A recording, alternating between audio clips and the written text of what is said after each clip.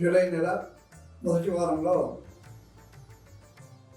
వీరికి ఈ మాసంలో మనోవిచారం ఎక్కువ ఉంటుంది. ఈ నెలలో ధన నష్టము, అదేవిధంగా బంధుమిత్ర విరోధం కూడా ఉంటుందండి. ఏదో తీరని చింత వ్యాపులతో ఉంటారు. వీరు ఏ ప్రయత్నం చేసినా కలిసి రాదు. ఈ మొదటి వారంలో వీళ్ళు అకాల భోజనము, శరీర అనారోగ్యంగా ఉంటారు. అదేవిధంగా వీరికి అజీర్ణ వ్యాధి ఎక్కువ ఉండేటువంటి లక్షణాలు ఉన్నాయి మొదటి వారంలో.